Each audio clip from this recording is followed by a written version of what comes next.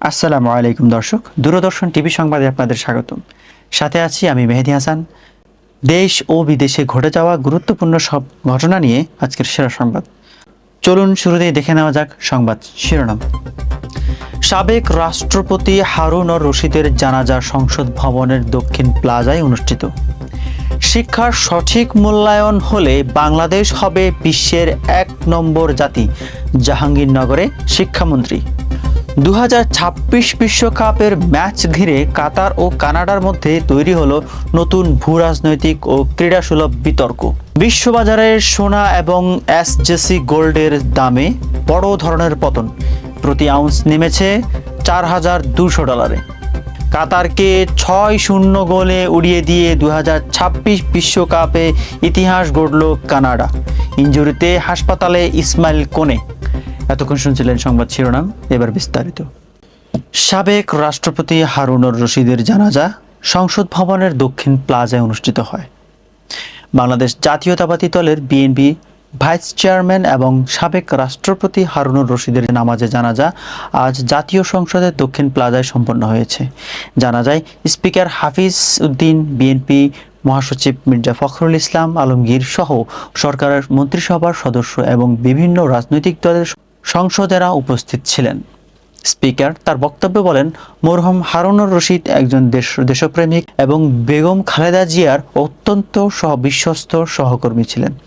সংসদ ভবনে শ্রদ্ধা নিবেদন শেষে তার মাগফিরাত কামনা করে বিশেষ মুনাজাত ও দোয়া করা হয়। শিক্ষার সঠিক মূল্যায়ন হলে বাংলাদেশ হবে বিশ্বের ১ নম্বর জাতি, জাহাঙ্গীরনগরে শিক্ষামন্ত্রী বলেছেন। জাহাঙ্গীরনগর বিশ্ববিদ্যালয়ে 2025-26 শিক্ষাবর্ষের নবীনবরণ অনুষ্ঠানে প্রধান অতিথি হিসেবে যোগ দিয়ে শিক্ষামন্ত্রী ডক্টর ANM এহসানুল হক মিলন বলেন, জনসংখ্যাকে যদি আমরা উপযুক্ত শিক্ষা ও দক্ষতার মাধ্যমে মানব সম্পদে রূপান্তর করতে পারি, তবে বাংলাদেশ বিশ্বের ১ নম্বর জাতিতে পরিণত হবে। তিনি আরও ঘোষণা করেন যে 2027 সাল থেকে এইচএসসি পরীক্ষার সাথে সামঞ্জস্য রেখে বিশ্ববিদ্যালয়ের ভর্তি পরীক্ষার সময় উপযোগী করা হবে, যাতে শিক্ষার্থীদের সেশন জটে পড়তে না হয়।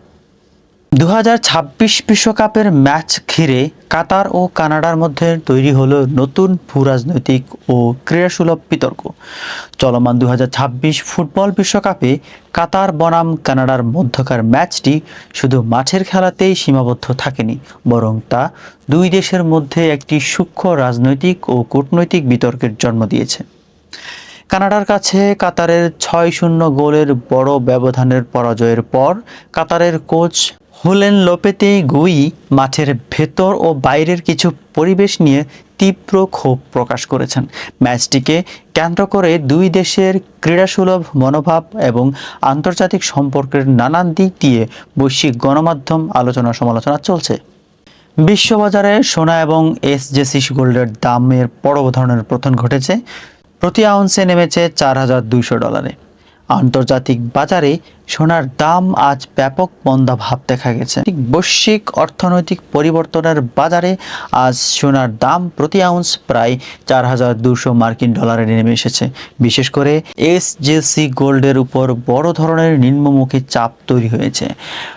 বাজার বিশ্লেষকদের মতে মুদ্রাস্ফীতি নিয়ন্ত্রণ এবং প্রধান কেন্দ্রীয় ব্যাংকগুলোর আর্থিক নীতিমালার কারণে বিনিয়োগকারীরা সোনা থেকে মূলধন সরিয়ে নেওয়ার ফলেই এই দরপতন ঘটেছে।